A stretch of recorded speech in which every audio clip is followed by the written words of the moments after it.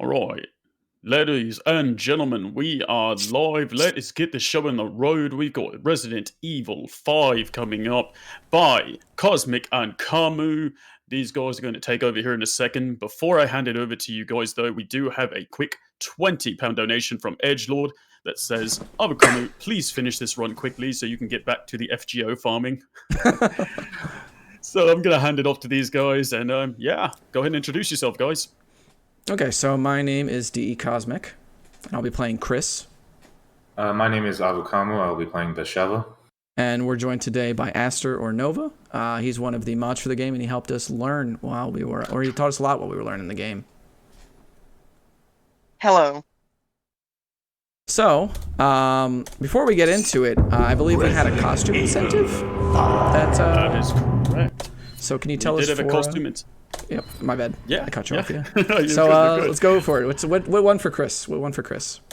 All right, ladies and gentlemen, the Chris costume for this run is Safari skin. I knew it. Everybody wanted the drip. Just before we do time, Cosmic, could you turn down your game audio a tiny bit, please? A little bit, yeah, absolutely, yeah. All right, guys, and for the Sheva costume, the winner is just barely. It's the fairy tale costume. Oh no, I'm so sad fairy tale won. I was a little bit worried the default was going to win. I'm not going to lie. I know that costume is nice, but fairy tale's pretty cool too. Okay, so this is going to be Resident Evil 5 New Game Co-op Amateur. As a disclaimer, we're playing on a New Game Plus file just for the sake of the costume incentive for the marathon. But everything that we're going to be doing, all the strats that we're going to be using, all of this, the money route that we're going to be taking is all based around playing on a fresh file, which is what we normally play on when we run this game. So I just invited Kamu there. And once he joins the game, we'll get right on into it. All that sort of fun stuff. Good servers. Good. Okay, excellent. So, I guess that's right. I need to buy I need to get a first aid spray because you start the game with a first aid spray and a handgun every time. So we'll get into that real quick here. All right. So time is going to start in 5, 4, 3, 2, and 1. So Resident Evil 5 stars Chris Redfield of Resident Evil 1 fame. He is now part of the BSAA. I forget what that acronym actually stands for, so we'll just keep rolling. He's tasked with taking down a black market weapons dealer named Irving. And along with his partner, Sheva Alamar, they're going to get into some shenanigans, so to speak. The new game co-op route that we're going to be taking uses a lot of like task delegations, splitting up, using like specific weapons for each character. It's a good time. Also, just a quick little addition here. It wasn't shown, but both runners actually are running on the unlocked FPS for 120 FPS. What this actually does is it speeds up loading times, but it makes hitboxes and invisible wall hitboxes a lot bigger, so you'll see them get stuck on them a lot more than normally. I'm just going to grab this first aid here, or this heal here. That's a little bit of a quick heal pickup there. Something to note in this game that's really important to actually saving a good bit of time over the run is just holding doors for your partner. You got to be a lady or a gentleman to your partner in this game, because if you're not, then they're just going to have to open the door after you, and that's just rude. It's like walking into Wawa and not holding the door for the person in line behind you. So we're going to get Kamu teleported back to the cutscene there. There's going to be a lot of that in this run where we're going to be using cutscene triggers to teleport one player to the other, as well as some checkpoint restarts, but we'll get into that in a second. So I'm going to pick up this hand grenade here, as well as the red herb. And then that's going to allow me to get a full heal right here. Drop that in the bottom of the inventory. This is a double action door here, by the way. Both players have to be at these doors, so you can't run too far ahead of your co-op partner. And then we're just going to go up this ladder here and grab some more ammo. Since only one person could be going on the ladders at a time, you'll see Cosmic be picking up ammo right here while he's waiting for me to climb the ladder. And these are just small optimizations, so we don't have to pick up ammo necessarily later. Getting into this next section here, this is actually timed. Once you activate the fight here, it's timed by the in-game timer to be a certain length. There's ways for us to speed it up or just make sure that it isn't as slow as it could be, but generally speaking, you're kind of locked into a set pace at this point. So I'm going to be picking up the hand grenade there as well as some handgun ammo. You don't see Kamu picking up a ton of handgun ammo by comparison. That's because the handgun is not going to be Sheva's main form of DPS. So the next thing that we're going to be doing here is just kind of standing at this gate in order to knife the enemies down. And if you're familiar with the Resident Evil series, specifically the titles past 4, all of them have something called difficulty adjustment. So difficulty adjustment, when you're playing better, essentially the game is harder. When you play not as well, the game is easier. Our DA is going to be a little bit higher than other runners during this run because of all the knifing that we do and all the kills that we want to do for the drops, for the extra gold that we're going to get, for the extra ammo, etc., etc. However, this is going to make up for a chest that we're going to skip later on 2-1 that a lot of runners used to pick up after one of the boss fights. So we just kind of want to knife all these guys at the gate, make sure that they can't take us down. These enemies, by the way, are called Magini. They are infected by a parasite known as Las Plagas, or the Ouroboros, which is an advanced form of the Plagas from Resident Evil 4.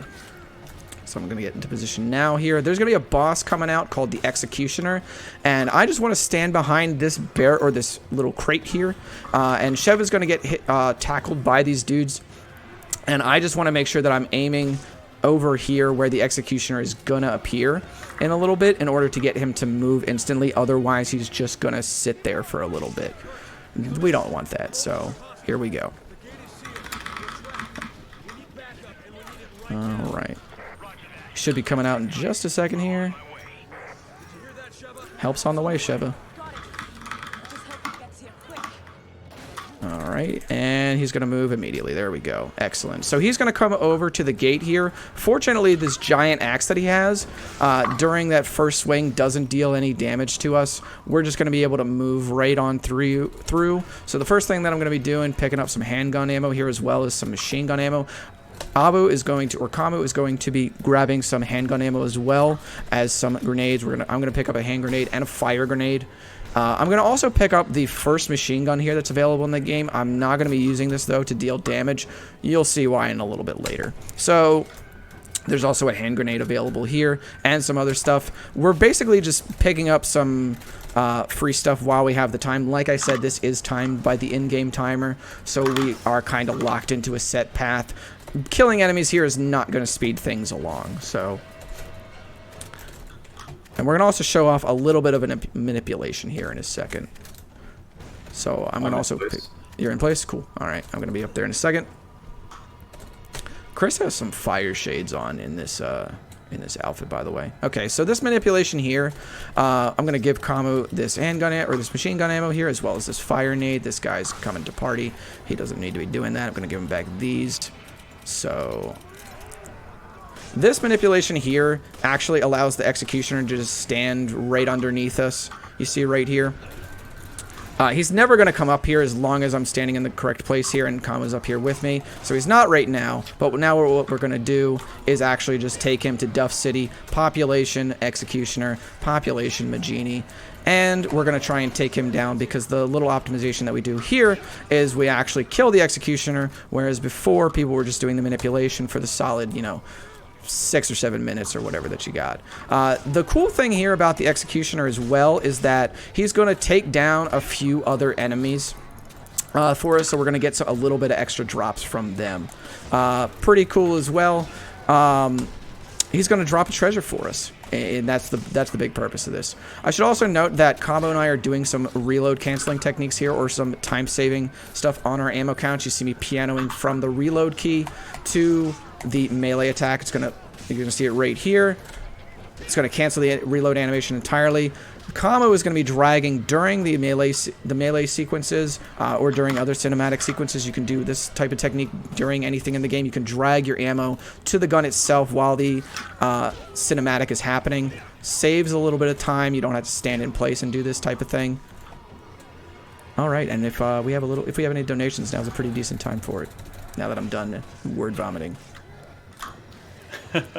Alright, well, we don't have any donations right now, but I will go ahead and remind everyone that we did hit over the £1,000 mark last stream, so let's make sure we get some hype in the chat for hitting £1,000 over the duration of the day. You guys are rock stars, but it's not over, so let's please keep it up, keep it up.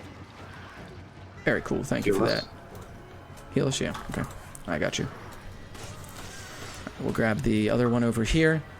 Communication is, by the way, a pretty big part of this run. Kamu and I have sort of run this so much that we're kind of in tune with each other's wavelengths at this point. We're kind of dialed in, but when you're really when you're first learning this, especially, you really got to make sure that what is expected of you and your partner is crystal clear. Communication during some other parts is going to be also pretty key for us to get things done quickly. Did you grab the heal up top here? Nope. Okay, so it might seem like Cosmic is actually talking, but because we're so in sync, I'm telepathically communicating to him right now, and it's actually me doing all the talking, so don't give him all the credit. That's fair, yeah, I forgot about that. Professor Xavier over here. And I think we should be coming up on the end of this chapter here in a little bit. We're just kind of buying time here, just running away from some of these guys. This guy's in my way. And we could really just sit up here at the minute. I'm just making sure that there's no extra drops around in the area. And we'll just... Yeah, here we go. Excellent. And that is going to be chapter 1-1. That is probably, I would say, one of the longest chapters in the game. So getting through it pretty much with no problems. Moving into mission, or chapter 1-2. This chapter is going to pretty much be a demonstration in something that we call the lines of aggro, or the lines of movement, where one player is going to be taking the first line through a group of enemies. There's the invisible walls that Aster was talking about right there. Very prominent on 120 FPS with this game. But basically, one person is going to take a line of aggro, and then the co-op partner is going to be taking the opposite line of aggro. There's sometimes where they'll have to take the same line, but most of the time it's going to be the opposite line. Man, this joint is looking so fresh. I need to play with this outfit more, dude. If you look at my perspective, you'll see the second player going the opposite direction for this part. I think it's actually kind of neat, the little optimization for the next maybe 20-30 seconds coming up right here. So here we go. There's a little bit of a quick turn. And we're just going to run on through here. Opposite line and opposite line again. So this next boss fight right here, what's up? And we have to do this because otherwise the lunge intended for the first target would hit the second target. Correct. This next fight, very hard. You have to turn right and just walk out the door away from her. I did not actually know that this fight was optional until I started running this game. I got caught up there. Okay. Might have to take a different... Okay, good stagger. Cool. I'll take this line. That's fine. And then we're just going to move right on through there. You see the little bit of adaptation there. I got caught up on one enemy. Abu staggered his line there to correct the lines of aggro. He was able to move right on through. We also learned the fate of Alpha Team in this point. The BSAA is tasked with taking down these infected people or infected villagers in Africa. And they don't exactly make it out scot-free. Oh my goodness, jump scare. Fun fact, no matter how many times I speedrun this game, I always, like, maybe half the time go, oh, like, I always yell, like, really scared because I always forget about that body. So this next boss here is going to be called we call it the Ramen Burrows because the Ouroboros monsters just all look like noodles. So, I mean, they're burnt noodles, and nobody wants burnt noodles, so we're going to have to take them out with the trash. You want to know this one? If you ever seen the movie Parasite, the Korean movie Parasite, I'm a little bit biased just because I'm Korean, but they actually make a very similar dish that looks like the Ouroboros in this, called chapaguri. But Cosmic here is going to go ahead. He's going to pick up a key, And I'll be staying in this area because the boss will spawn in this area. So Cosmic will teleport to me, and we'll be starting our first major boss fight of the game. Gas can? Yep. Okay. So all we're going to do is knock over a gas can. Surprise, surprise, there's a giant furnace. And we're going to have to bait it into the furnace and just cook it, you know? Normally, if we're going for a world record, we wouldn't go for the gas can strategy. But this is just a super easy strat to go. This is just a safe strat. Because there's a whole animation for when you shoot it with the gas can. Yeah, right there. So if we were going for a world record, we would just actually just bait it inside without shooting it. Yeah, but save probably like 10-15 seconds or so. Speaking of world record, we do have the world record for this game, so if you ever want to challenge us for it, I welcome every runner. It is a fun game. We did actually come out with a tutorial. We did actually come out with a tutorial recently for this game. I would rather plug that over world record. It is all on the YouTube channel for me. DECosmic runs. We have both players' perspectives. This game is really, really fun to run. I would really like to see more people running New Game Co-op in it. And you can follow me at Twitch/Ninja. Okay, so we're going to just end this chapter by just using the key here. Whatever player doesn't use the key, the other one's going to knock open the door. And then we're going to walk into the elevator here. And that's going to pretty much end the chapter. This is about the point where I think the run sort of starts to heat up a little bit. Up to this point, we've been kind of just dealing with some pretty easy encounters. But now we got to kind of get into the thick of things. And so the first thing that we're going to do here, coming into the level, is Kamu is going to grab what is going to be his main form of DPS, which is that machine gun there. And we're going to try and move through this whole field of shipping containers. And it's got some tripwires in it and a lot of enemies. And just stay right there. There we go. Void right here. Also, dogs. And just a quick plug, you know these dogs wouldn't be having problems if we donated to the Worldwide Veterinary Services. They provide free expert care to animals in need all over the world, so don't forget to donate if you're enjoying this run. And that was my plug for the day. Hey, let's go.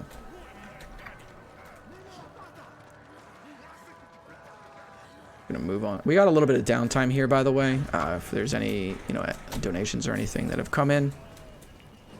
Hey guys, alright, so we still don't have any donations, but I will go ahead and take this time to mention that we do still have a few targets available, guys, coming up for the coming runs.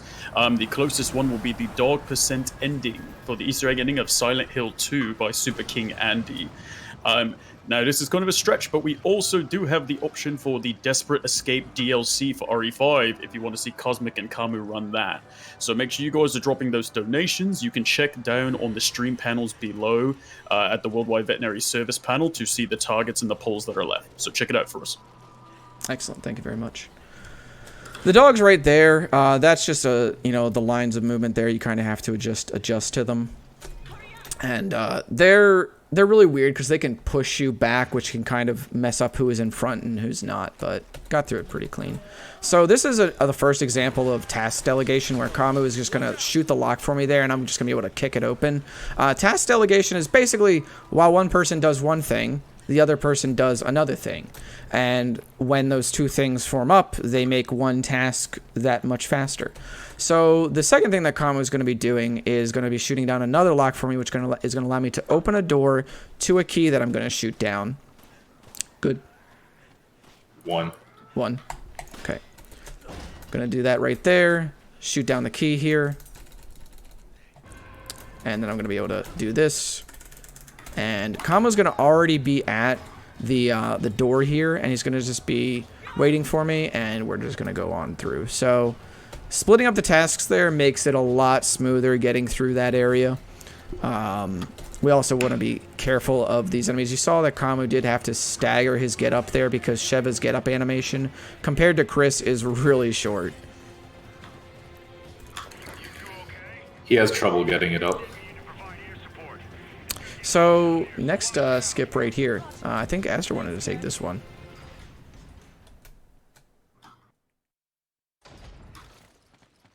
The nade skip. Oh, my bad. Audio bugged. But pretty much what's going to happen here is instead of Chris and Sheva both reaching the top of the building here and boosting Sheva across, have her work her way down and break open a lock on the door, and then they both proceed. What Chris is going to do is he's just going to toss a grenade over this wall, and it'll do the exact same thing that Sheva would have, and it saves roughly maybe a minute compared to the old trap. Yeah, and there it was right there, so just skipped all that. So this next boss right here, like Fred Durst, packs a chainsaw. And again, we're going to take him to Duff City. Population U, buddy. Let's go. Okay. Good. All right. And then I whiffed. Good stuff. Okay. Boom. And then you just got to kind of unload into him after doing the melee here. Now that he's down, and I'm just going to pick up the guard's key here. Kamu's going to already be out the door waiting for me. This chest right here on my left is the one that a lot of runners used to pick up. We routed it out in favor of grabbing some other treasures along the way, in addition to those drops that we picked up in 1-1. So now, in true 2009 fashion, we're going to get into the quick time events of this game. Just like on Resident Evil 4 PC, you can mash both possible prompts that can come up, and you'll get either one that pops up every time, which is pretty nice. I appreciate them doing that for us. Magini on motorcycles. And that's going to be 2-1. So now, Chapter 2-2, not related to ballet, I should say. Dose and Dose. This is going to feature some a pretty crazy boss fight, as well as some new tech that is going to be introduced a little bit later on. But first, we got to just use these tripwires to take out more of the dogs. They can actually get one shot by these wires on amateur.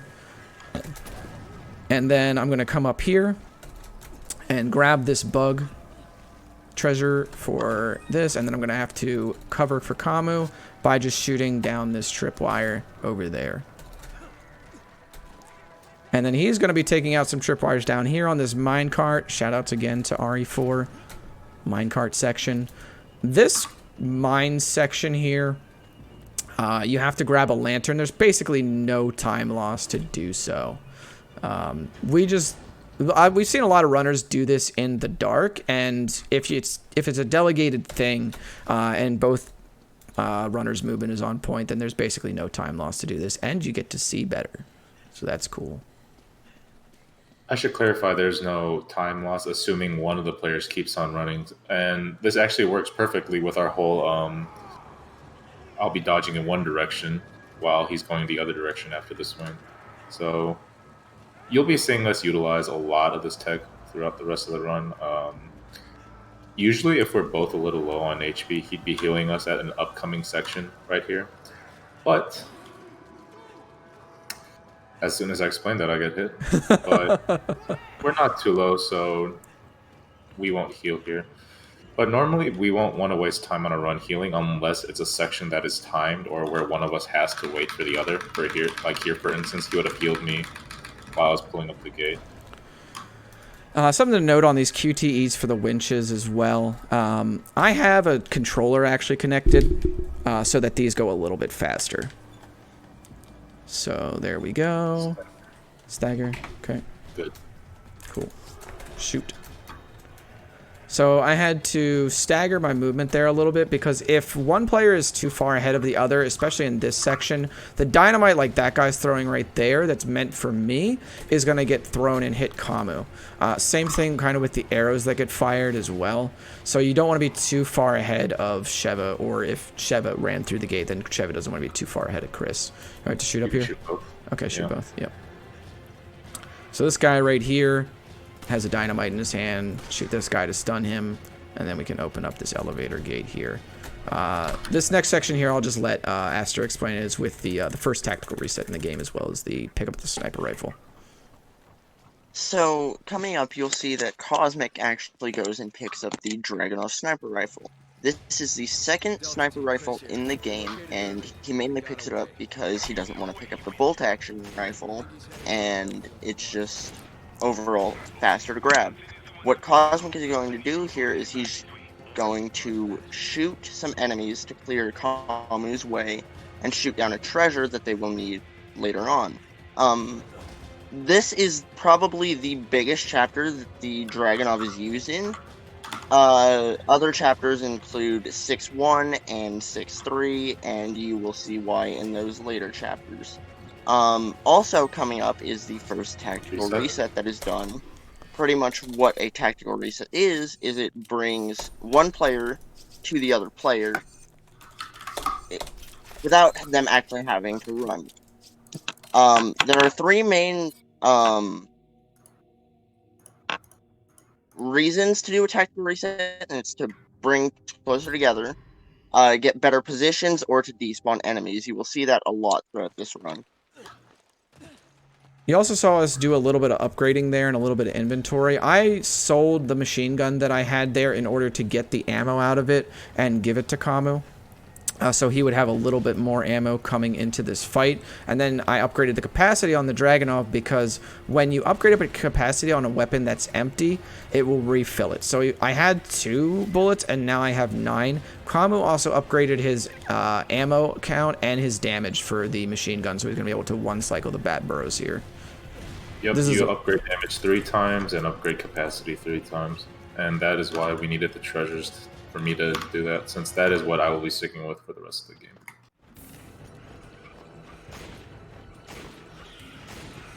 That was a little bit slow. So this bat burrows here, it's going to be down pretty quickly. I just had to shoot it down a little bit here. And then we can just dump a bunch of ammo into it, and then it should be dead. There we go. So that was just a flying Ouroboros creature. Not really a whole lot of time to explain it, but technically what the game wants you to do is, you know, use some proximity mines and stun it and then run around to its back and shoot it. It's not a fun time. So instead you just shoot it out of the air with the Dragunov, and then the person with the machine gun just lays into it. This chapter is quite a bit of downtime in the run. This is where you can kind of take a water break, you know, stretch your arms a little bit. Basically, Chris and... Yeah, do your gotcha games. Not that you'd know anything about that, right? What's a gotcha? A gotcha. So, I'm not actually going to explain that. But basically, Chris and Sheva are being taken across the savannah in order to meet up with Josh Stone, one of the captains of the BSAA.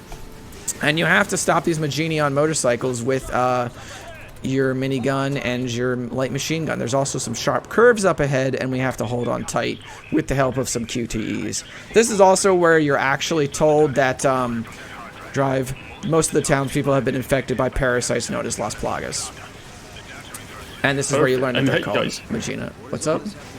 We're going to go ahead and take this time actually to drop a quick donation. Go for it. We've got a £7 donation by Marforia. You guys may remember her from running Resident Evil 7 earlier in the day. And her comment is, in the words of Albert Wesker, 7 minutes. 7 minutes is all I can spare to play with you. So guys, make sure you guys are getting those donations in. It looks like that £7 donation from Marforia went to the Desperate Escape DLC. So make sure you guys get those donations in so we can try to get that DLC at the end of this run by Cosmic and Kamu. Much love, Lauren. Great job on that run, too. So... Also, spoilers. Albert Wesker is in this game. Oh, yeah, spoilers. Does he actually appear by this point? I think he does. No. Oh, okay. Well, that's fine. That's fine. They're going to see it anyway in a few minutes, but... Basically, all you have to really do on this section of the game is just make sure that you're not taking too much damage, and even then, once you get to the boss is the Gigante boss, which Nova will explain in a minute here. It's just... yeah, you get your health refilled by the time you get to that boss, so... This chapter kind of plays itself out. As long as you hit the QTs and everything, you're pretty much good to go. Apparently you're under attack and there's too many of them to handle. I just have to make sure that I can take out all these dudes on the top of the trucks shoot down their axes and just aim for the gas canisters. Also, let's pick up the pace, they say, even though this is a locked section timing-wise. Pick up the pace. I'll get right on that. There's that one down, and there we go. So what's up, Luca? We got time to talk. Yeah, we're chilling over here, watching you guys kick some butt, you know. Yeah, you know what? Since we got here, let's go ahead and mention the Worldwide Veterinary Service again. I know you guys have heard it a few times, but we really want to get that message really pushed to you guys, all right? So again, the Worldwide Veterinary Service, the message pretty much tells us that right now thousands of animals are suffering silently with no chance of ever receiving veterinary care. So think about your pups, think about your neighbor's pups, not able to go to the vet. We want to change that. And we don't think that's fair, that they are not getting the treatment that they deserve. Worldwide Veterinary Service provides free expert care to animals in need all over the world. We do this by sending vets where they are needed most, training them to increase the standard of care globally, and by shipping urgent aid supplies worldwide every week of the year. So all your donations are going to this amazing cause, as well as providing great entertainment for the runners, great entertainment for you, the viewers, and for everybody that comes back and watches this. So again, thank all of you guys for your donations, your support. We really, really appreciate it, and everything's going to this wonderful cause. So thank you. Much love. So Aster, if you want to take over on this boss here, the Gigante. I will do that. So, if you guys remember anything from RE4, you will remember that there was a big giant that you had to fight. Same thing is similar here, except you were fighting him with a turret. You mainly want to be focusing fire on his face here, but if he raises up his foot, you want to shoot that down so they don't take damage. The reason why you want to be shooting at his face here is that it does do the most amount of damage to him. After he gets shoved back like that, he will release Plagas, and they pretty much need to eliminate those in order to reach his main weak point. What you'll see coming up is that they will shoot barrels to prevent him from grabbing items, and those also damage the Plaga. Other than that, there's really not much to it. It's just making sure that they beat him quickly. Typically, it's just a 2-cycle thing. I think that there's a strat with 30 FPS on this boss that allows you to 1-cycle him, but it's really, really tough to do, and it's ugly, so... Because 30 FPS. So, for that 1-cycle to happen, as we was talking about, you do need to be on 30 FPS, and the Chris player cannot miss a single bullet on that giant Plaga that pops out of his bag. Yeah, if Chris that player. happens, it's still RNG, but it'll increase the chances. And guys, we just got a £1 and 53 pence donation from Sarabian Team Even. So we're looking at 1031 total right now for the donations.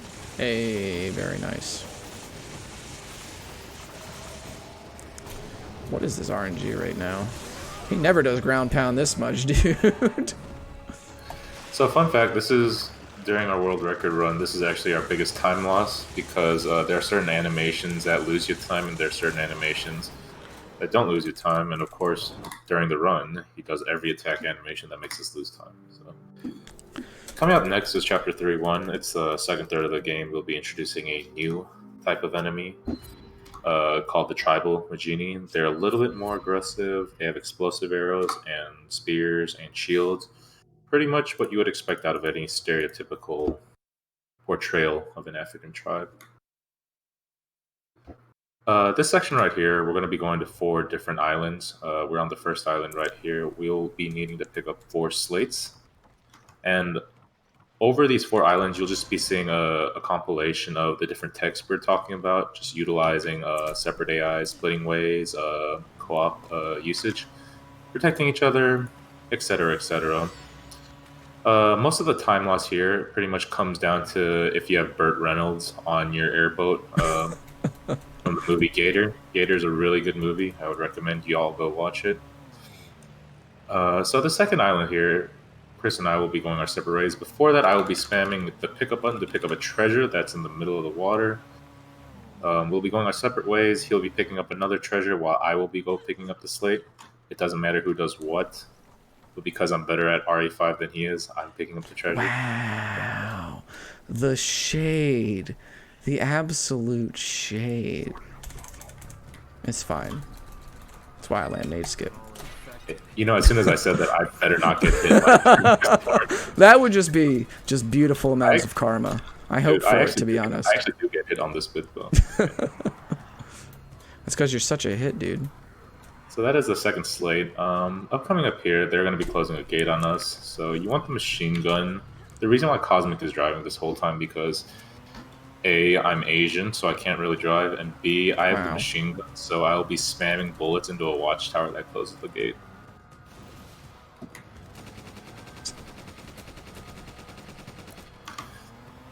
And there we go.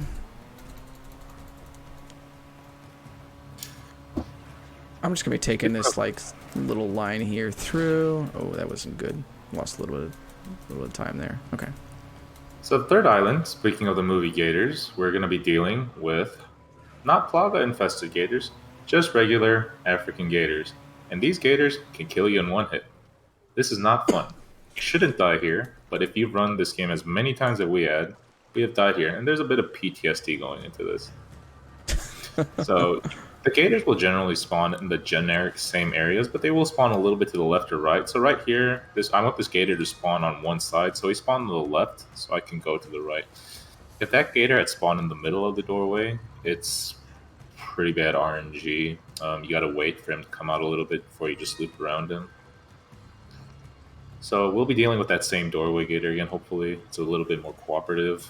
I've died to the gators before, being greedy, and then yelling at the hitbox. It's not as bad as Silent Hill's hitbox, so the gator spawn on the right, I can just go to the left. I have a little bit of ammo for you too. Right. I'll just give it to you here, that's fine.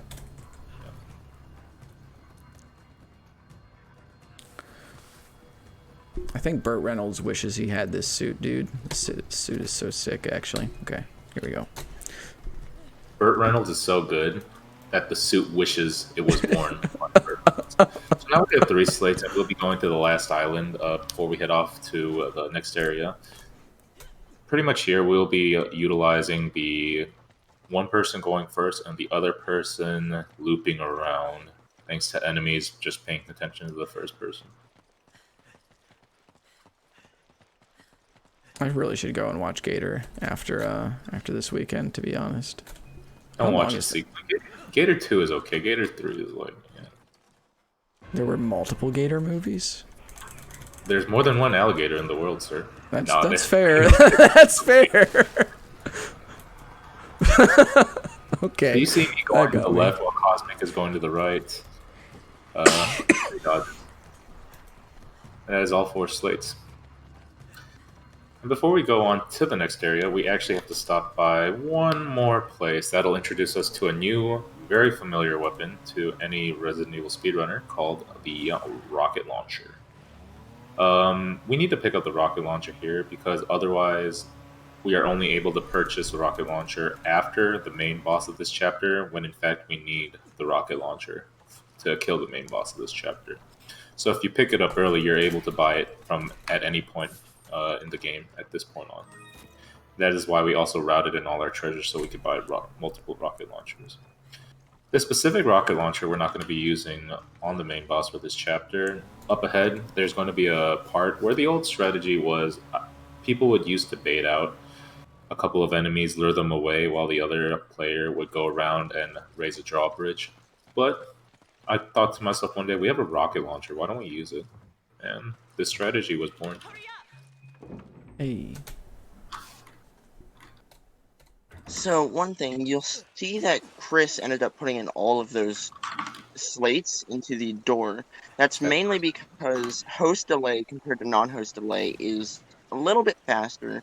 If Sheva, or the non-host, would have been putting those in, they would have been losing half a second on each slate that she put in. So right there, they would have lost 2 seconds had Chris not been putting them in. Hold up, Cosmic. Oh. Yeah, so. So right here, instead of luring these guys out, I'm going to buy the rocket launcher. They're dead. And luckily, there's a bit of a refund from killing the big enemy. So It's not the full refund, but I'm going to walk on over to this winch here and then raise the drawbridge for Kamu. This is actually a fun part of the run for me because once he runs across here and gets inside the door, I get to see how many of these Magini are going to be. Wow, I just dunked like 4 of them. That was great. I like to count the kills that I get from dropping the drawbridge. It's a good time. Obligatory Cosmic Let Me In meme. Let me in! With Let Eric me in. Andre. And that is going to close out the chapter there. This is also the point in the game where you get to go and play Lost in Nightmares. You unlock Lost in Nightmares after this chapter. Is the game too spooky for you at this point? Well, why don't you play the DLC that takes place in a haunted abandoned mansion for you?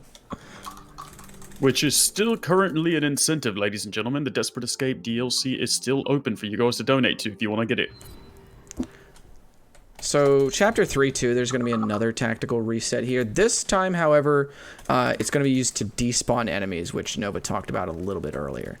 The first thing, however, that we're going to do is I'm going to have to make my way downtown, walking fast, faces pass, and, well, I'm not homebound, but I'm on my way to the other side of the room to get on top of a raft, and during that point, or at that point, by the time that I hit that raft, Kamu wants to be in place of the red winch over there that's going to pull me across the gap here. But we'll get into that in a second here. I just got to make sure that the lines here are nice. Good, excellent. And I need you. Da-da-da-da-da-da. And I miss you. And now I wonder why all the enemies are just gone. That's, you're going to tell me to let her sing it. It's Vanessa Carlton. Yeah, let's keep it that way. So, the enemies that come across this river here are more gators, you guessed it. Maybe. I didn't guess it when I first played this game. I thought maybe Magini were going to come out of the water, I think, anyway. No, I was 19 at the time. Wow, that was a long time ago. So, you basically can just mash the A+D QTE here, and it will just immediately dodge the gators for you. What's going to happen here is I'm going to hit that button that shares a very similar pattern to my suit. Man, that's a fresh button. That button is looking fresh, dude. It's got the drip. So, once I come up and hit this button, then Sheva is going to walk across the bridge that's lowered, and I'm going to do another checkpoint reset to bring myself back to Sheva. 1. There we go. And boom. Now here I am. Also, again, look at Sheva's nice get-up animation there. That's the reason why I shoot them down, because I will be up at the same time as Chris will, because I'm faster. It's kind of wild. Also, at this point in the game, you find out that Tricell, who helped fund the BSAA, is in Africa. And Chris has no idea why. Specifically what they're doing here. That's Tricell is also another charity organization you should not donate to. What you should donate to instead is the Worldwide Veterinary. Worldwide Veterinary Services provides free expert care to animals in need all over the world. Just ignore the fact that I'm wearing a zebra suit, okay? Ignore the fact that I'm wearing a zebra suit. Okay, so this room right here, take it away, whoever wants to do it. I'll be doing this. Pretty much this room it be the first real utilization of splitting up. We'll be going on our own paths to hit 2 different levers. In the speedrun, you want to hit them at the same time. We'll be spawning 2 chainsaw Magini. I will get hit here on purpose, because that resets a cycle of archers. Each of us is going to spawn a chainsaw Magini, and because the chainsaws are one-hit kills, we have to individually perform at our best. He says, I get hit by an arrow. It's a good time. That I expected from Cosmic. But no. Like I said, you want to... If you're a relatively new runner, you want to be on full HP when you're in this part. Because if one of you goes into dying, the other person's on the other side of the map. You'll get 2 cutscenes, each one indicating that we hit the lever. Yo. And now we're just going to run out of here. This area that Kamu is going to be coming up to can either have, like, no enemies in it, a couple enemies, or just a whole smorgasbord of them. So, hopefully he won't have to use any additional ammo to clear the way. Well, I spoke too soon. Unfortunate. This part right here, this is the first meetup with Josh Stone. And the first thing that we're going to do here to do some crowd control is I'm going to run over to this barrel here. There's going to be a guaranteed hand grenade drop in there, and I'm just going to throw it at this crowd here. Take this dude out behind me. And then we're going to have to just pick up the drops here that are extra. Here you're just kind of stalling for Josh to finish hacking the door. I'm going to give you this heal here. I'm going to just heal. That's fine, yeah. So we're going to be covering these 2 exits here. And what Kamu's going to be doing is just knifing anybody that comes up to him. And I'm going to be shooting down these guys off of the fence. So you're going to see some backs get broken on this fence here in a second. So we're going to be waiting for a dialogue cue for when Josh has almost got it. You want to prevent the enemies from entering this, because this will have Josh stop hacking and just shoot the guys with you. But it'll be 15 nights / just after the dialogue queue coming up. Should be any time now.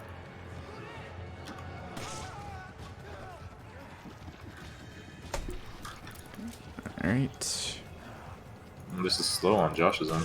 Yeah, a little bit. There we go. 1, 2, 3, 4, 5, 6, 7, 8, 9, 10, 11, 12. Did it spawn Big Magini there? Yeah, it did. Word. So I gave you my area. yeah, so what players used to do here is they used to have Chris grab a proximity mine here, or just a landmine, and instead we're going to have Chris run to the end in order for Josh to just follow him a little bit better. And once I get back over to this little keypad here that Josh is going to follow me to, I'm going to have to go back up and distract the chainsaw Magini. Did not have a lot of ammo here. Okay, there's some more ammo for you here. I'll meet you up at your platform. Ooh, sounds good. So we just got to wait for him to hack the keypad here. We just kind of want to get these guys off here. We might want to take out that one down there. Got him. Cool. So I kind of just want to... Oh boy, Plaga. Wonderful. You good? Maybe. Oh, I hold got on. you. He's up there, or he's down there now. Josh is going to run away for a sec. Yeah, okay. That's fine. Oh, you're going to stun him like 2-3 times? Yeah, I'm going to have to stun him probably 3 times. I'm going to probably just do 3 times just to be safe. There's a lot of archers up here too. I'll be up Okay. here too. Okay, I got the first. Okay, gonna just back up for a second. Another Plaga. Okay. Run. He's right behind you. Yep. Oh shoot, I might have to. Okay, got the second stun. Should be good. Yeah. So right here, it doesn't really matter where I'm at because I just teleport to this cutscene anyway. Go ahead. Oh yeah, so this upcoming bit, the proximity mine I picked up, I will be placing right specifically at a door, because we can catch everything on this boat, but spoiler alert, we don't really get them, so we got to place a mine right here. This will blow open the door when enemies spawn, taking them out, and the door as well. And So Shev is gonna Chris- get teleported back here. Yeah.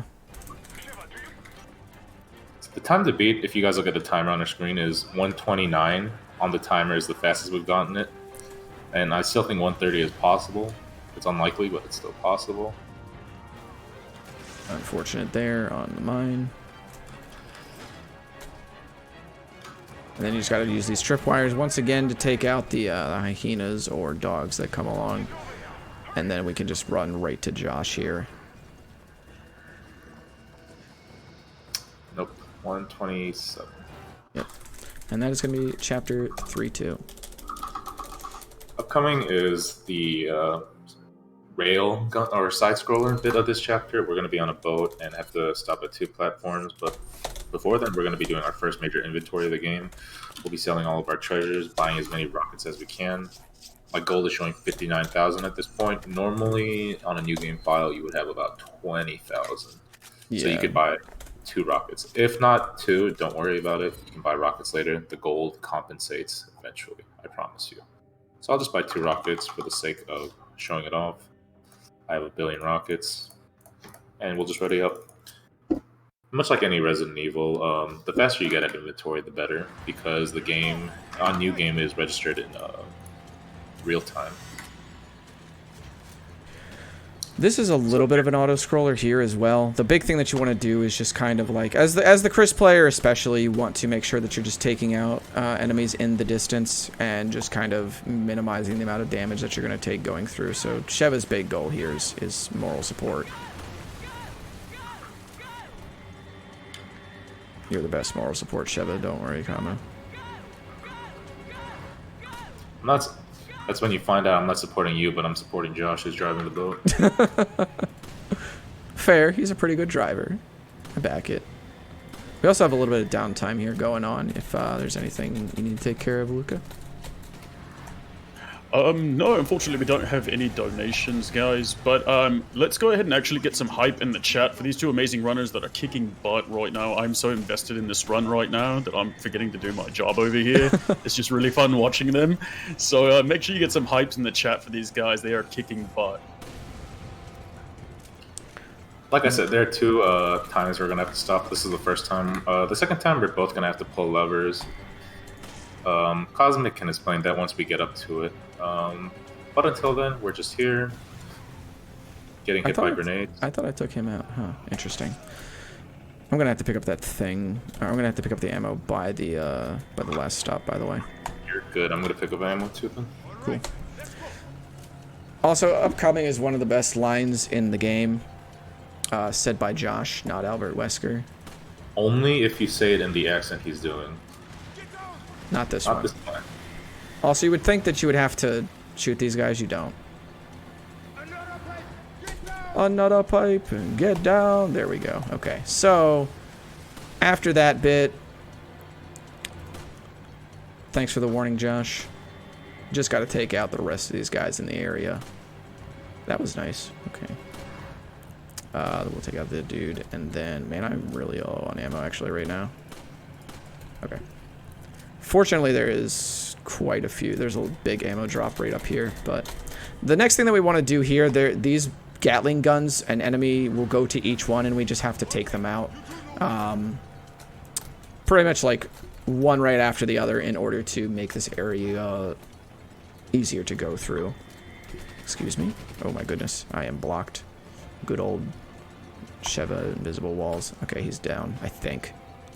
Alright, I don't know. We're gonna have to go for it. Well, I'll find out if I get mowed down by a Gatling. That's true. That's true.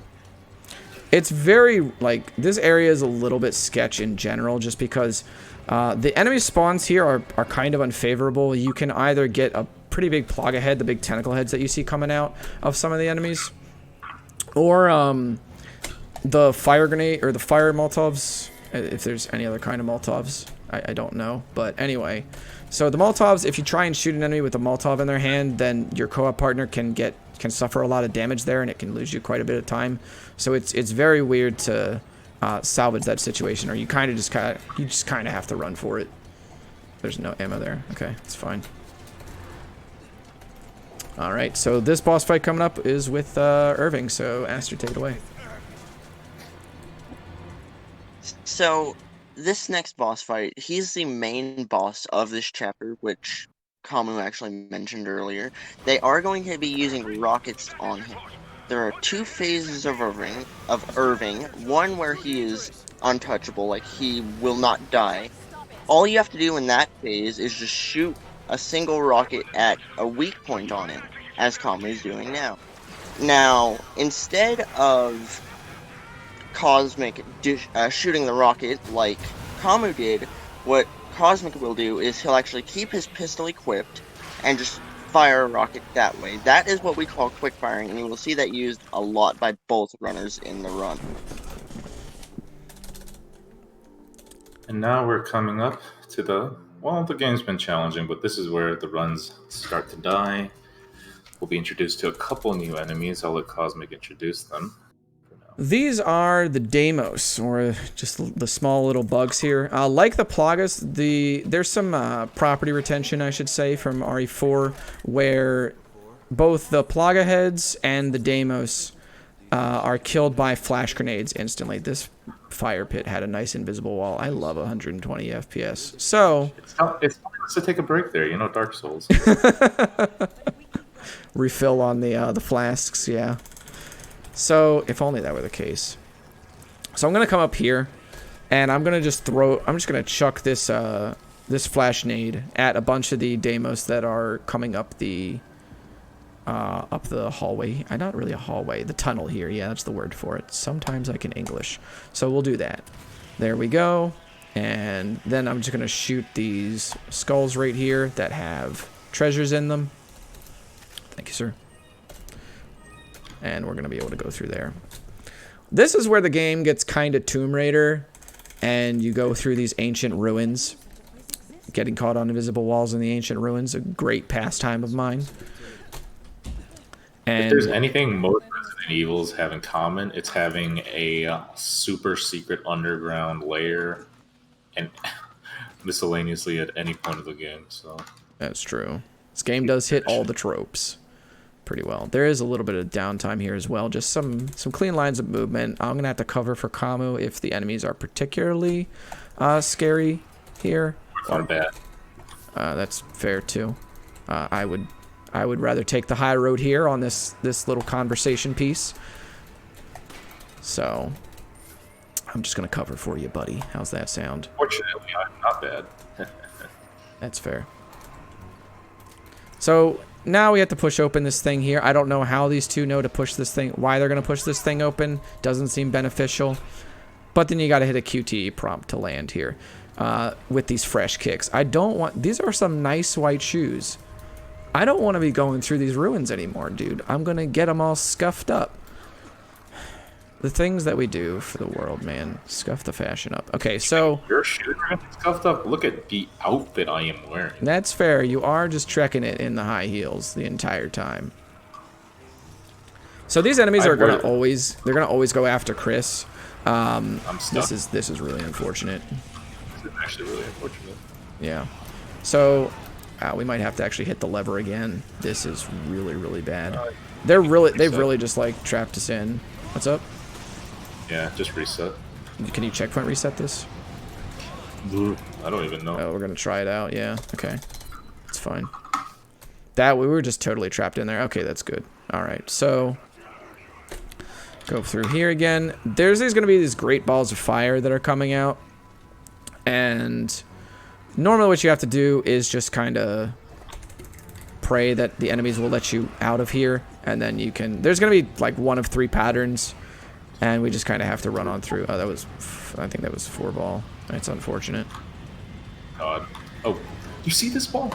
I did. Wow, you went through. Yeah, I did. Because ball is life, dude. And Chris Redfield knows that better than a lot of people, so I was out here balling. I was gonna say he's got balls, but you know, yours is a little bit more appropriate. That's fair, yeah. So now that we've shot some hoops with some great balls of fire, we're gonna do some mash QTE prompts. If you don't mash this fast enough, you can actually fail it. Not that I'd know anything about that. Guys, Cosmic has died to this QTE before. But it's always the same prompt. It's always going to be F to run, B to jump, and then there's going to be a spam A to D on this last one right here. We go. This is kind of random, it seems like, depending on who actually pulls who up. But then there's this dramatic cross jump. Like every good early 2000s action video game or movie should have. Also a little bit of a continuity error here. Chris gets up on the left side, but then he's facing on the left side towards the door.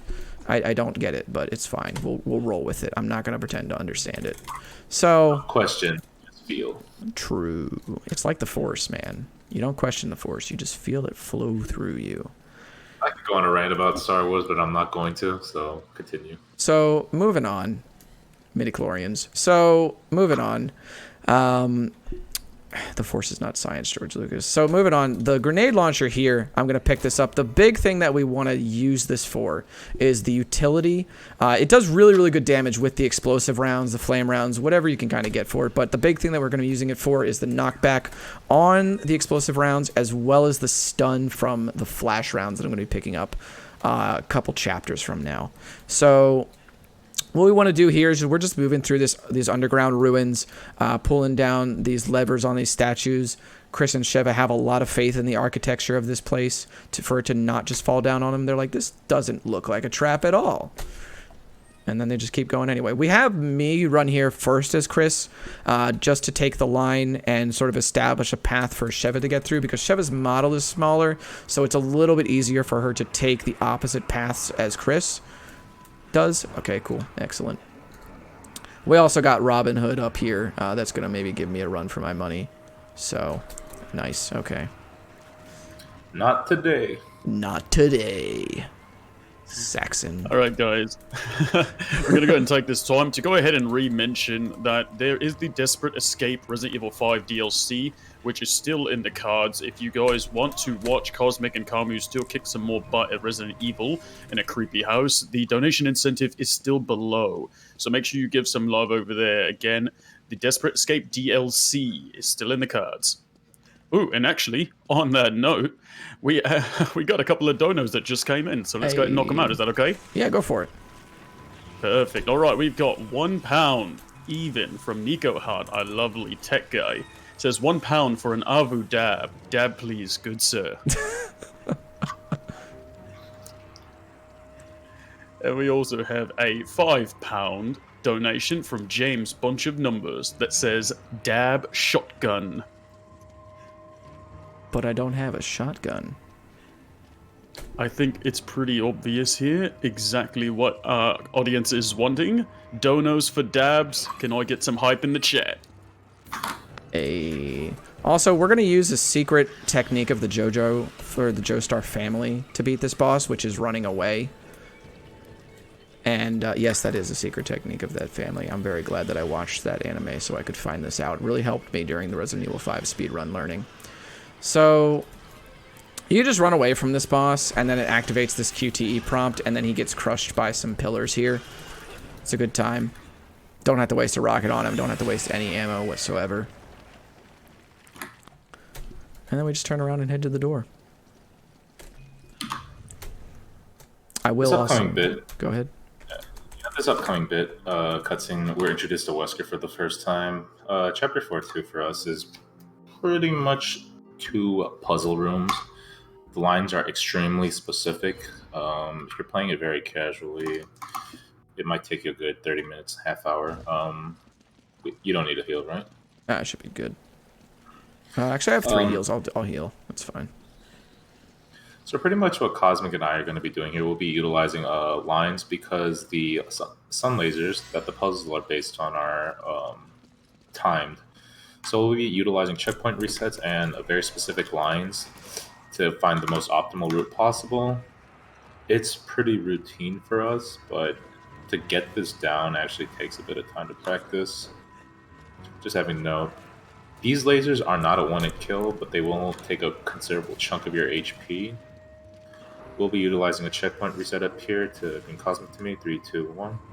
Yep. And we're going to want to spam Go ahead. dual action key so we don't ruin the cycle of the lasers and get me on my way to get the second piece. And now that we've done the checkpoint reset, it's actually going to reset the pattern on the lasers. And it's going to always allow me to walk to this little crevice here. And I'm going to be safe every time. A couple of lasers are going to come past. Once the second laser comes past, Kamu's going to pick up this sky emblem. And I'm going to be able to take the next line up here. Then once the laser appears up here, I'm going to follow behind it. This is one of those things where in this run, sometimes what's going on screen is not the flashiest, but sort of the behind-the-scenes machinery, how everything is sort of ticking together to prevent, you know, some of the chaos that can happen in this game is really the beauty of the run. Let's take these guys out. And then I'm waiting on you, dude. On 3, 2. Okay. Good to go. This is going to bring me back to Kamu. And we're going to do this right here. And I'll shoot this treasure for you right up here. This next upcoming bit, this is another laser puzzle. We're going to be having to spin dials around to proceed to each level of the room. There are 3 levels, each puzzle harder than the rest. These lasers are one-hit kills, and as you're turning, it's possible to hit your partner. So casually, you want to communicate with your partner extremely well, hide behind things to avoid getting to avoid dying. Cosmic and I have been doing this for quite some time, so our pace is pretty messed up. So for this first puzzle, Cosmic is just going to turn that. I will be hiding on the right side of this, so the laser that swings doesn't hit me on the left side, and we'll be going to the second room. Cosmic wants to explain his bit there. So basically what I have to do here is position one dial in the center so that it will set up for the laser to take the path that Kamu is going to open up for it to the end of the room. Next, once Kamu is safe, like right now, I'm going to knock down this pillar and then head on over to the end. Kamu is going to knock down a pillar, and that's going to cause the laser to finish. The next bit here is pretty much going to be the same. I'm going to be getting 2 dials in position. Kamu is going to be doing the same. And then once we sync them all up, it's going to allow us to go to the end of the mission. So I'm going to do this one here first. He's finished his. And then I can see that he's going to be starting to turn his here. And then I can also turn mine. And there we go. We're going to be running to the end here. We're going to spawn in a giant cave. We need to run forward a little bit to end the chapter. And that should be that for 5-1. 4-2. 4-2, I'm sorry, yeah. Because we're going into 5-1. Yeah, my mistake. So this next chapter here introduces the enemy, the Lickers. If you're familiar with the Resident Evil series, they're blind. And I just have to put a rocket in here. Wow, blind enemies should be easy, right? No, because they attune to movements. And so casually what you'd probably be doing is walking through these areas pretty slowly. But like I just said, I'm going to be redundant. It's slow. So we're not going to do that. We're going to mess with them. We're going to manipulate them. And we're going to run past them. So basically what happens here is that Kamu is going to be activating a cutscene, like the first encounter here. Kamu is going to be activating a cutscene that will cause the Lickers to be locked into an animation where they're going to jump out and then immediately aggro to him, and then I'll be opening a door behind him as well, or in front of the other end of the room. That thing, yeah. Words. It's also noted that a lot of the enemies in this game have a one-shot kill. The chainsaw, the Lickers also have a one-shot kill move as well. You can save your partner from the one-shot kill, but because we're going for optimization, we're splitting up. So if one of us gets caught by the one-shot kill, well, it sucks to be him. Guys, Cosmic also died to the one-shot kill. It was a one-time thing, you know. So here we go. We're going on through. Do this. Kama's going to just bait them around just so that I have a clear path here. And he's not going to even be wasting any ammo. And then we're just going to run on through. Also, there's some foreshadowing. Right here. Talk, Sheva. Thank God there weren't more. Thank you. Yeah, we wouldn't last in a fight. I got the grenade for elevators. Sounds good. I'll call And for it. guys, we actually got another donation here for £1 from Nico Hart. It says, dab again, please. Where it's not a wanted kill, maybe. Yeah, that'll be good. Once we get to the little the section before the boss, that's a pretty good area to dab. Is that for both of us to dab? I guess we can both dab. I'm sure you guys could figure out which one of you wants to do it. That's fair. I'm gonna one up that one donation dab, and I'm gonna run to the When one do it we kills get a up. dono for Thomas with the dab, though? True. Also, this is where we start to use the grenade launcher for its knockback here. That's unfortunate. Okay. 3/4. Okay. Very nice dab there, Camu. You turn around. Okay. Just kidding. Oh, okay. Interesting. Very nice. AD. All right.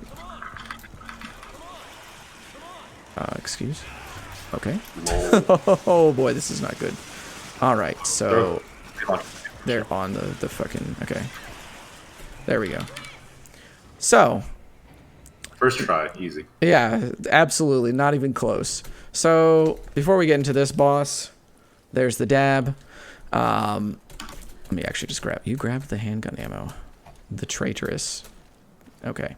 So We're slow. this boss right here, the crab, I'm just gonna have to quick shot it in the face. There's really not a whole lot to explain here. It's a big crab boy. I'm feeling like lobster tonight instead, so I don't feel like dealing with this guy. Did you disconnect? did disconnect. Oh, okay. So this is just kind of a thing that happens here sometimes. I'm just going to invite Kamu back, though. Sometimes disconnects happen. They're just a part of the game. So let me invite him back real quick. There we go. Now that a disconnect has actually happened, I think it's a pretty good time to mention that this is also one of the main reasons they were playing on a New Game Plus account, because had they actually been playing on a New Game account, they would have lost all their inventory and money that they gathered throughout the run, but if you're on New Game Plus, you don't have to worry about that. Oh, okay. I messed that up. So now we're just going to do this right here. This was actually a really fortunate checkpoint to disconnect at, because we're literally right here at the boss. So if you bought this boss cat, it would have a 2-second mouth period where the mouth is open and then it closes. You got to shoot down the legs, toss grenades into its weak underbelly. If you guys ever ate a crab, you would know how it works. But yeah, that is chapter 5.1. So the next chapter here, chapter 5.2, not only am I going to be selling the treasures, we're going to be selling treasures here. I'm going to be buying, in addition to the couple of rocket launchers, I'm going to be buying 2 packs of flash grenades. You can buy just 1 pack of flash grenade in this route. It's not really, it's technically optimal, but I'm just going to buy the 2nd pack here for safety purposes, and then I'm just going to put them into the grenade launcher. The grenade launcher here is going to again be used pretty much for utility purposes. The stun on it is really really strong. So again, Kamu's going to be at the start of this room activating a cutscene, which is going to allow me, the enemies are going to be locked in an animation, and I'm going to be tossing a flash round into the room to allow us to proceed. There's going to be 2 of these instances as well. So here's the first one. One of them has a mask on. Go ahead. The first time any RE enemy has a gun. I guess they learned their lesson in RE4, not to give them crossbows, but to give them actual AK-47s. Bless you. Also going to shoot this crowd right here. And then we can move right on through. Colleen. It's pretty important for Chris here to be first in order to set up another flash nade if I don't run into an invisible wall. So right here, that guy, that was not a great flash nade, but oh, that guy has a mask. That's what happened there. So Kamu was able to take out a barrel at the back of the room, which is going to allow us, it's going to take out a bunch of enemies there, as well as allow us to move through a little bit easier. This is liquors, right? Yeah. So the liquors here, this is going to be another room where one person is going to be taking one line, the other is going to be taking the other, except for this. The second part of this, I should say, that's what happens. The first part here, you just kind of both take the same line. These enemies are really, really predictable. Once they're locked into an animation, they're not going to change up the attack that they do, so. Oh, okay, that's fine. And we should be able to just go, yep, right through there. This is a fun manipulation. Yeah, this manipulation here, we're going to be avoiding lines of aggro from some enemies that are at the bottom of this ladder. And we're going to do this by just literally walking backwards. So right here. Oh, okay. What actually happened is that the guy that, the scout that calls the other enemies into the room saw our faces. But then because we're walking backwards, he can't see our faces. So he's like, oh, that must not be them, you know? It's just another day at work.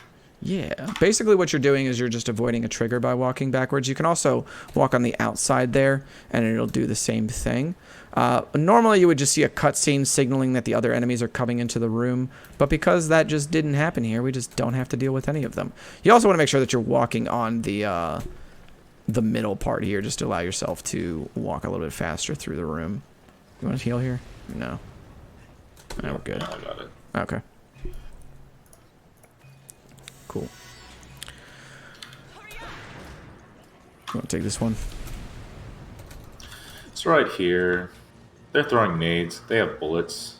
We don't have to shoot the first one. Just shoot the second one. Yeah, shoot him. They throw nades down at us, and it hurts next to a bunch of explosive barrels. We're going to be waiting for these guys to come down here, blow them all up, and then we're just going to run forward into the next area. Cosmic unfortunately got hit because... Barrels. I was going to say something, but I got blocked. But yeah, this part's a bit... It's a bit iffy. You really just kind of have to just gun it and just hope for the best. Rule of thumb is if you see people toss a nade, or if you see the animation for a nade toss, shoot the barrel next to them. So because the grenade that they throw at you, even though it won't hit you, it'll blow up the explosive canister next to you, and that'll stun. Coming up here, if it's not ominous enough, we have a giant bunch of egg sacs on the ceiling. We're going to be introduced to another insectoid-like enemy in Resident Evil 5 called the Reaper. They are only in Resident Evil 5, for my understanding.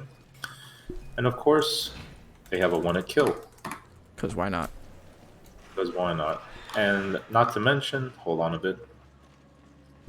Not to mention, they have a very annoying hitbox to deal with. They're covered in armor, so if you aim your rocket wrong, it won't even kill one of these.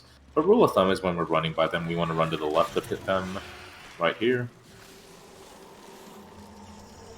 And I did just have to make sure I skipped that cutscene there to allow Kamu to move too. So hopefully, it's happened before, but one of us might die to the insects because it is a one-hit kill. We're going to be waiting right here to go to the next area, and then we're going to proceed. If you've ever been in a mall and were a kid, this is generally what you do. Run down or run up the down escalator. Yeah, it's a good time. All right, you going for that? I thought you were going for that one. I thought that was too. All right, so this next boss here, the Ramen Burrows number 2. Yep, Ramen Burrows number 2, or Ouroboros number 2. It's the much stronger version. Before we go into that room, there's a set ammo drop of flame rounds that I'm going to open up for Chris. Just a little bit optimization so he doesn't have to open the box when he goes down. This version of Ouroboros is a lot stronger. Casually, you'd be using the flamethrower to deal with it, and it's about circular arena, maybe a 15-minute boss fight, but don't blink or you're going to miss it. Ah, I blanked. Can you do it again? Okay, never mind. So that's 5-2. And that boss just goes down really, really quick with a quick fire there. This next chapter here is, I want to say this is definitely the big choke point of the run. It's definitely, I think, the hardest chapter overall. Has some of the longest rooms in the game, and is just generally a nightmare. This, leading up to the first big room is a compilation of, like I said, everything we've explained to you in the game before, covering for each other, going the other way. I'm just going to heal us here, just to be safe. Go for it, yeah. We're pretty good on heals right now, so. On top of utilizing all the strats we have, everyone's going to go their own way, and particularly me, I'm going to have to deal with a bunch of bugs right in my face that have a one-hit kill move, so... Specifically I've got here before. Yeah. Okay, no flash. This is going to be risky. Normally, I would have a flash right here to deal with the bugs, but I don't. So if I die... It'll be A-okay. So coming into this room, there are actually 3 different places that the Reapers can spawn in. Every time you load into this room, it's random, and you could either have all of them spawn, none of them spawn, or the standard 2 of them spawn. Reaper 1 spawn? What? He's saying he was just talking to me. Yeah. Go ahead. Reaper 2 spawn? Keep going. Essentially, what they want to do is just maneuver around the bugs, get to the levers as soon as possible, and by that they'll be able to checkpoint reset and despawn the bugs. If the third one spawns, where Kamu just entered, Cosmic will not actually want to flash him, otherwise the Reaper will enter the room that Kamu is in and end up killing him. Other than that, they're just playing a waiting game with the Reapers, waiting for that checkpoint to appear, and then they will reset. Ready to reset? 3, 2, 1. And now this is going to despawn everybody in the room. And then I'm going to just hit this lever here. But before we talk about this room anymore, if we get a 20-pound donation, I'll donate or I'll dab in the middle of my hardest part of the game. Oh my gosh. And by Cosmic's, oh my gosh, it's something you definitely want to donate for. So 20 pounds for that, and get that going. So let's see if I can do this right here. All right. Well, perfect. Do you guys mind if I read off some donations real fast? Go for it, man. All right. We have a £3 donation from Underrated Critic. I want to thank Resident Evil 5 for pulling me out of video game retirement back in 2009. That was great game. It was a really good game. Good times. Really good. We've got a £12 donation from Tina Law. A little dab will do you.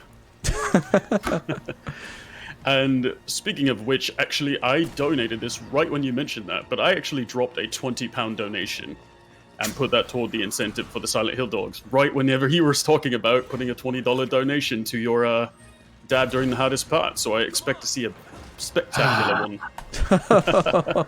He didn't expect it. Gotta go ahead and drop that dab AvuKamu. Just for you guys, I'll get it first time with the dab. Wow. Big words. I like it. I'm just gonna grab a little bit of ammo here, dude. So now they are entering a room in which there's a giant moving elevator. What'll happen is both players will they both have their little indicators on where to stand to shoot enemies that actually stop this elevator from moving. They're mainly going to focus on getting the position right and stopping the enemies from holding the elevator captive, really. But a general rule is that the first little stop point is where the gold arrow on the minimap is pointed at the top of it, or the top of the screen, and the second one is where the golden arrow is pointed away from wherever you're looking. But as you'll see, they generally get their positions and they just kind of lock it in, don't really move much from there. Yeah, so Kamu's job here is just to use the machine gun to just take out these enemies that are on the levers. And my job for the time being is just kind of to stand to the left of where he is so that the bullets that are meant for him do not hit me. So there's a couple of markers here. This second one right here is the computer. I'm just going to stand to the left-hand side, and he's standing to the right-hand side. I also just have to make sure that I switch my explosive rounds into the grenade launcher for my little upcoming bit. After I stop these guys on the switch, I could explain what the Sheva co-partner could do a little bit to help the Chris. But because the grenade launcher doesn't have the typical red cursor for enemy indicator, the Sheva player can also aim up where the Chris will be aiming up, which will be, I think, right about there. Yep, there we go. So, because there are two ways of enemy spawning, and you don't want the Chris to waste too many grenades, you'll call for if all the enemies in wave 1 got killed, so calling up for that. Okay. Or if you have extra ammo, you could deal with them yourself, though they spawn in the back, too. Alright guys, and I just want to make a note that with those donations, we have reached 50% towards the dog percent ending Easter egg ending of Silent Hill 2 by Super King Andy. So we are at 50%, we've only got about 98 pounds left to go. So let's try to knock out this dog percent ending, alright? Very cool.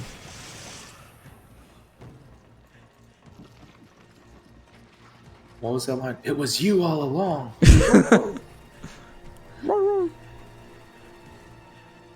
Okay, so next room here, I believe Aster's going to take this one over.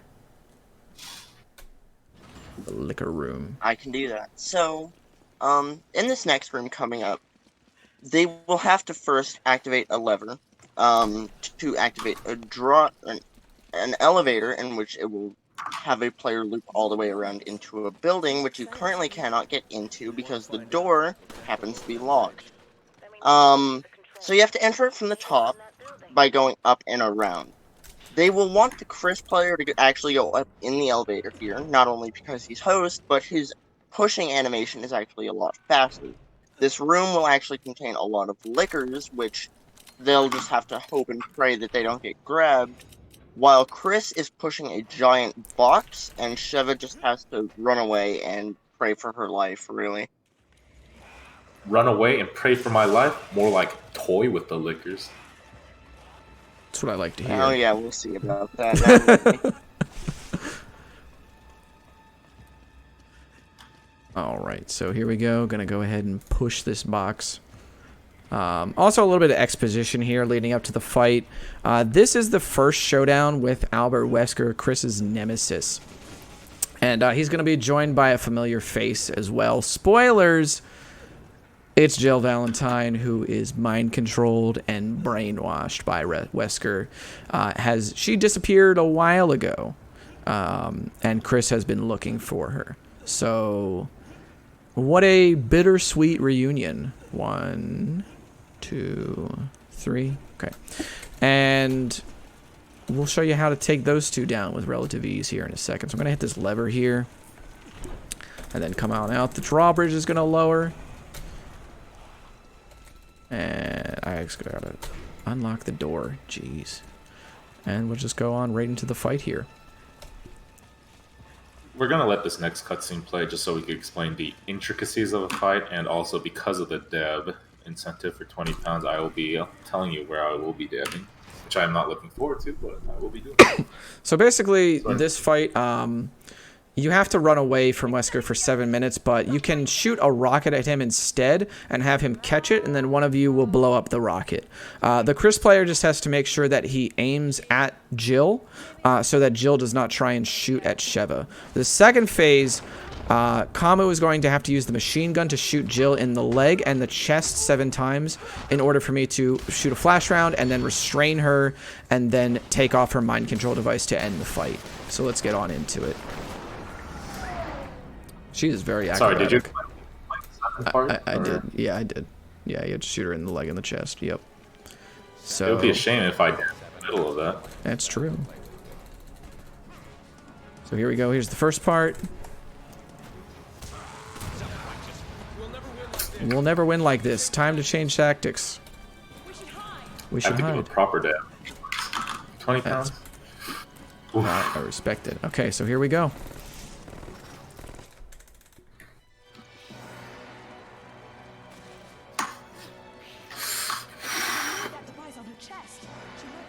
Also, might want to make sure you pick up the Heart of Africa here as well for the money. I spawned all the way over here.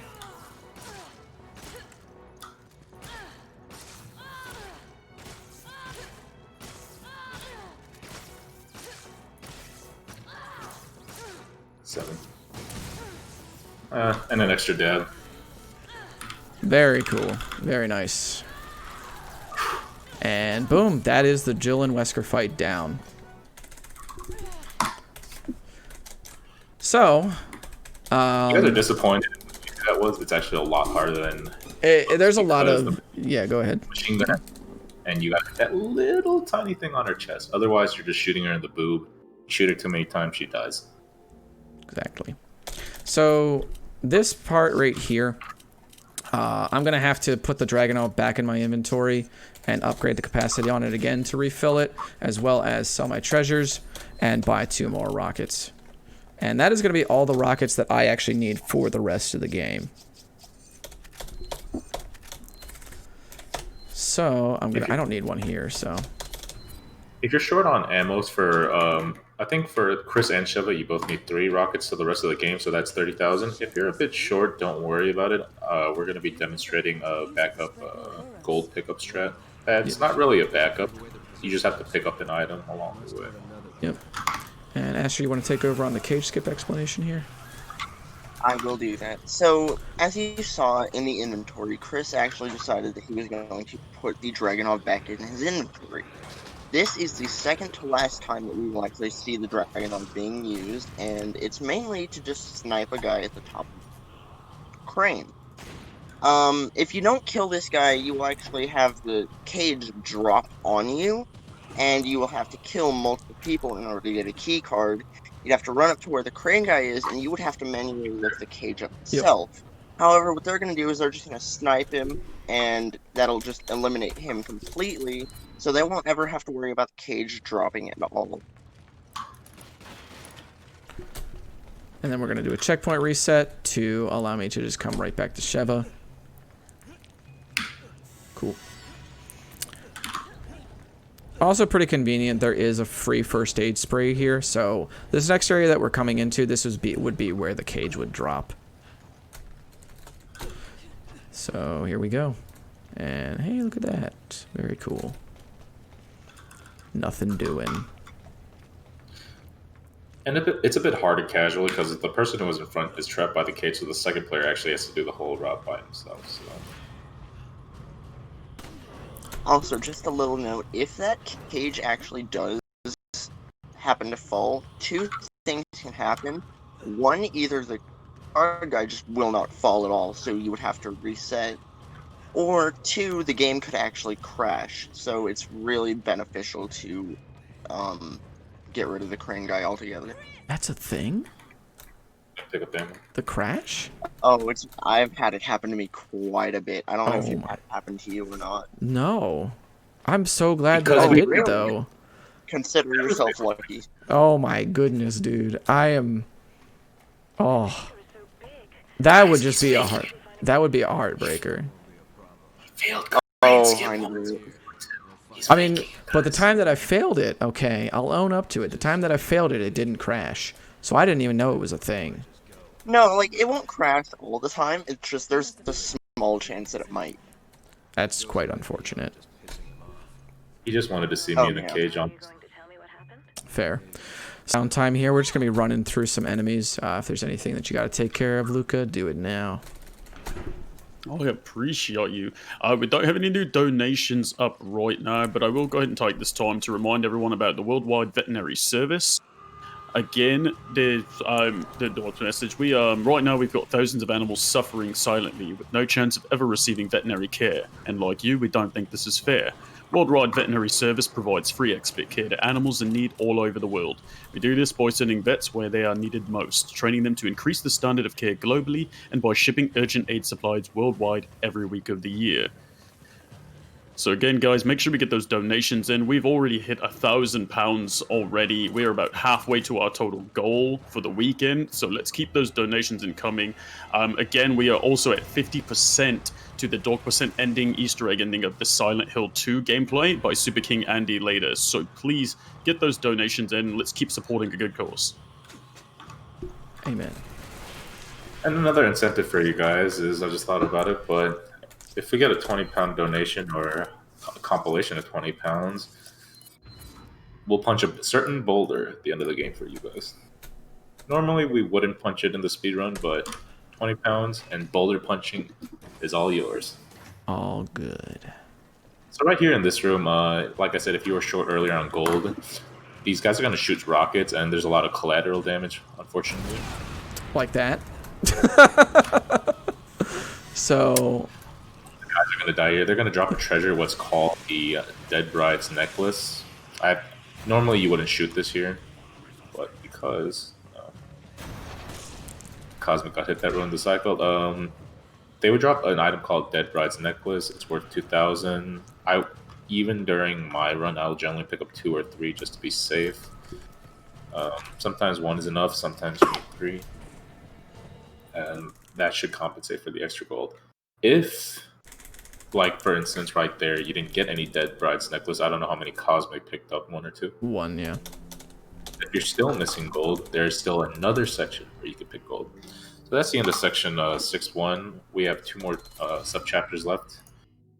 I don't know why I have rifle ammo, but we're going to be introducing the second to last boss of the game, the penultimate boss, Excella. She's going to turn into a giant Ouroboros. And we're just going to be spamming some QTEs. It'll be 4 dodges into a run, essentially. Oh, They're only shallow. Oh, this is where we have an inside running joke between me and Cosmic, how Excella sounds like a cello. If Sean Connery was there, and then we made a joke about Krauser from RE4 being played by Sean Connery. Yeah, by being played by Sean Connery. Yeah, all for Umbrella's shake. But enough to... Oh, yeah, it's all for Umbrella's shake. Almost let it slip, but enough talk. In the middle of runs, we'll start just saying, all for Umbrella shake, and just start laughing. So this part here, Excella has started wrapping her tentacles around the ship. We want to use the flame nades here in order to bring them up into the ceiling, and they just cause them to retract like that. This one here comes out and then just retracts immediately. You don't have to waste a flame nade there. Then you're gonna just quick turn here, use a flame rain around on the other one there to bring it up. It just pretty much expedites the whole process. Use one on the wall there, and then just grab the key card off this dude. So upcoming is the actual boss fight for Excella. There are 3 parts that you need to hit on her. We only have 2 rocket launchers, so it's going to be kind of hard to hit 3 parts.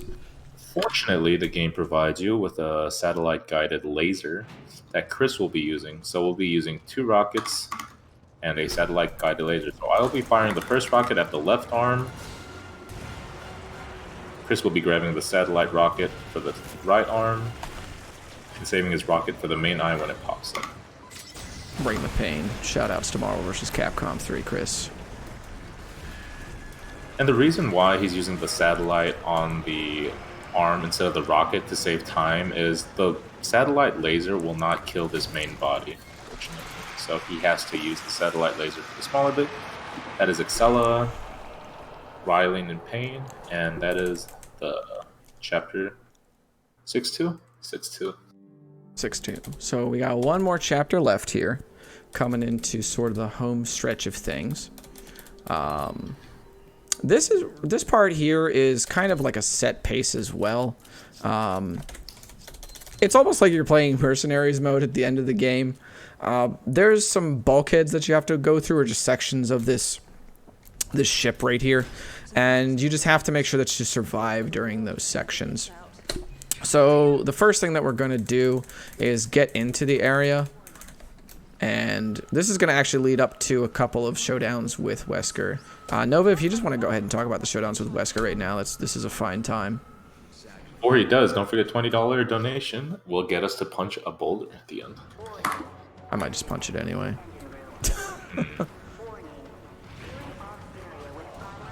Bro, you weren't supposed to tell him. What run would it be if you didn't punch the boulder, Cosmic? True. We better see it whether you hit it or not.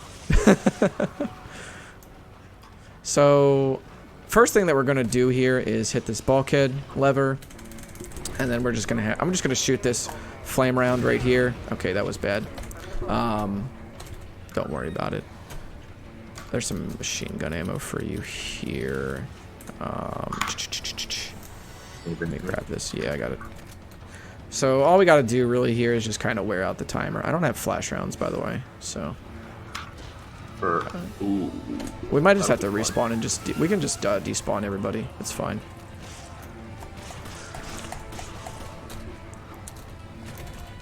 All good.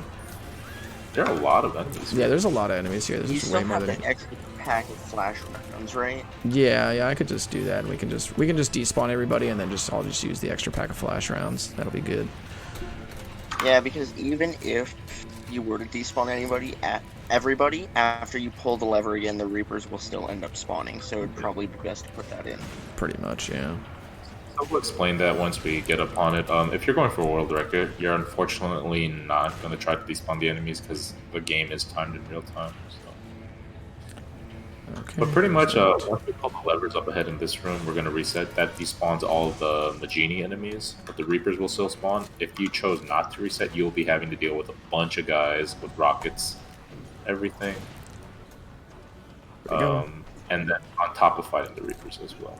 So we're going to be hitting the switches and then resetting.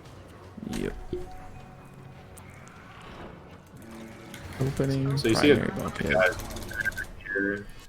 These guys are going to despawn. Just going to put this pack of flash rounds here. Now I'll have this. We're just going to have to hit the lever again.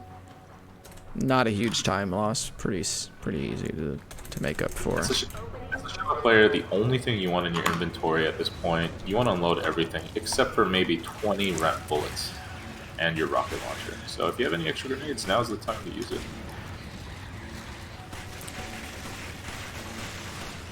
The treasures that these guys spawn are also pretty good for getting some extra money, so that if you're lacking a little bit of money as the Sheva player, you can just buy your rocket with the, what's it called? Power. Yeah, with the Power Stone stuff, yeah. As Chris, you can pretty much just discard everything else here. I'm just going to do this because it's a good meme. Any donations? So, I also have to take out some minigun bosses here with a rocket launcher, and then we'll actually move into the Wesker fights. Nova, if you want to explain the Wesker fights before we get into it, that'd be cool, because they're going to go by pretty quick. Yeah, okay, so for this first Wesker fight coming up, it's basically in a room filled with lights. Now, Wesker, because he always has sunglasses on, if you turn off the lights, he can't really see in the dark, so you would be using that to your advantage in order to do damage to him.